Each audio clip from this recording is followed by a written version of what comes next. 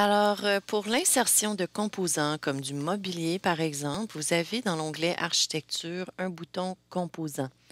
C'est certain que vous pouvez insérer des familles à partir de l'onglet Insérer et ensuite Charger la famille.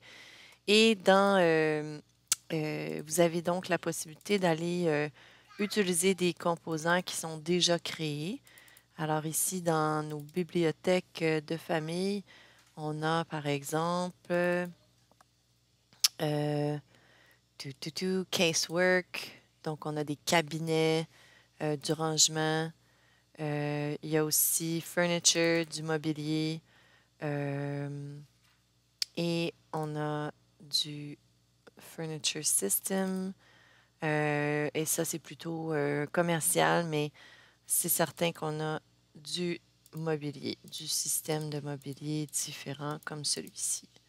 Donc, plusieurs tables, des bureaux, euh, des partitions, etc., etc. Des cabinets. OK. Donc, vous pouvez bien sûr sélectionner du mobilier pour insérer dans votre dessin. Donc, ici, je vais juste aller dans Seating, Chair, Task. Tiens, je vais insérer une, une chaise de bureau. Et voilà, donc il est chargé, cette chaise de bureau est maintenant chargée dans le dessin, ce qui veut dire qu'ici, j'aurai le mobilier chaise exécutive qui est apparu dans ma liste de mon arborescence. Avant que j'insère ma chaise, je n'avais pas de mobilier dans mon dessin, donc mobilier n'apparaissait pas. Il va s'ajouter automatiquement lorsque j'insère quelque chose de cette famille-là. La famille s'ajoute automatiquement. Maintenant, si je voulais ajouter un autre mobilier, mais que je ne le trouve pas et que je veux le créer, mon composant, c'est toujours possible de le faire. Si vous êtes familier avec le 3D dans AutoCAD, donc les extrusions à partir de profilés, vous devriez être en mesure de créer pas mal n'importe quoi avec un composant in situ, donc simplement qui veut dire dessiner en place. Une fois que je veux créer un composant, je dois le rattacher à sa famille. Donc, j'identifie la famille que je veux, à laquelle je veux l'insérer. Donc, le mobilier, dans ce cas-ci, je vais simplement dessiner une boîte. Donc, je vais mettre boîte. Et en utilisant les fonctions de forme d'extrusion, vous pouvez bien sûr faire des formes vides simples et vous pourriez aussi dessiner quelque chose d'un petit peu plus complexe. Oups. Euh, donc, vous pourriez dessiner quelque chose d'un petit peu plus complexe à partir d'un profilé, comme celui-là dans l'exemple ici, par exemple. Donc, une fois que vous avez cliqué, disons, le bouton extrusion, et ça, c'est une extrusion simplement avec une trajectoire. Donc, on ajoute une ligne de trajectoire au profilé pour lui donner un chemin particulier. Il y a aussi le raccordement par chemin, bien sûr, que l'on pourrait utiliser à chaque extrémité du chemin pour créer une extrusion avec une forme variable. Les formes vides, les révolutions, on peut dessiner par exemple une canette de Pepsi euh, ou un solide par raccordement comme celui-ci. Alors, de cette façon-là, on modifie la forme aux deux extrémités, encore une fois, un peu comme par le chemin. Ici, je vais utiliser l'extrusion. Je vais cliquer sur extrusion. On dessine on sketch finalement, hein, on dessine ce qu'on veut extruder. Alors ici, moi, je vais simplement faire un rectangle. Je vais le dessiner au sol ici, rapidement, pas trop gros, mais une boîte, disons.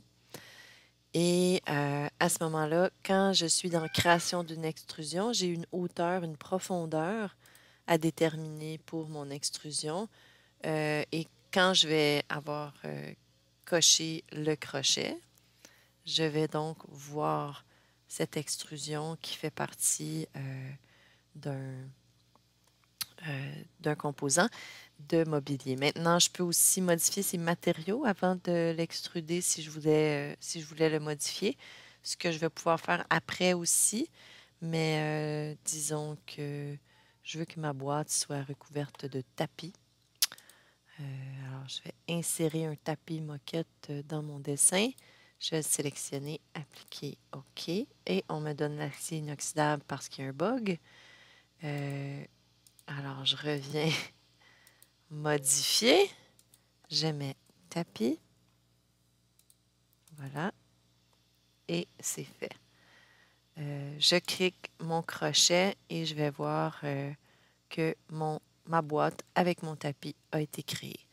C'est certain que j'aurais pu arrondir les coins de mon profilé avant de l'extruder. Comme ça, j'aurais une boîte arrondie, disons.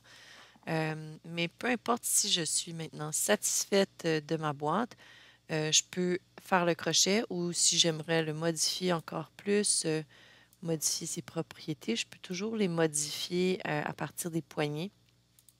Et sinon, je peux l'éclater ou le ramener à sa position initiale. Donc, je pourrais modifier l'extrusion pour revenir au profilé d'extrusion du départ et modifier ça.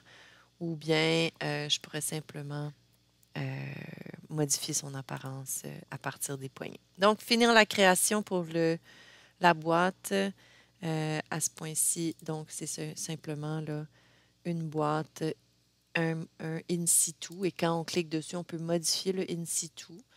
C'est certain que si vous aimeriez le dupliquer, il est préférable de le renommer, de créer un nouveau in situ pour ne pas remplacer celui-là qui va être inséré peut-être multiples fois dans votre dessin. Donc, vous avez ici la boîte.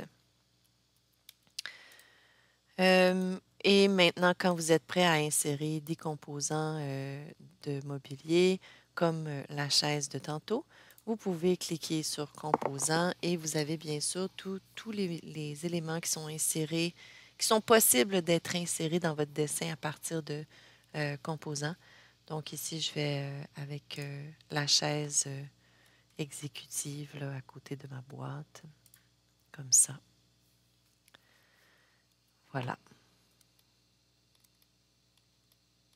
Et la belle chaise. C'est un peu démodé, mais bon. Vous pouvez bien sûr trouver des composants en ligne sur des sites. Il y a plein de composants qui sont possibles d'être téléchargés. On a aussi des fabricants de produits ou de mobilier qui peuvent fournir des composants pour Revit quand on veut utiliser leurs produits. C'est à vous de chercher un peu, par contre, si c'est quelque chose qui vous intéresse.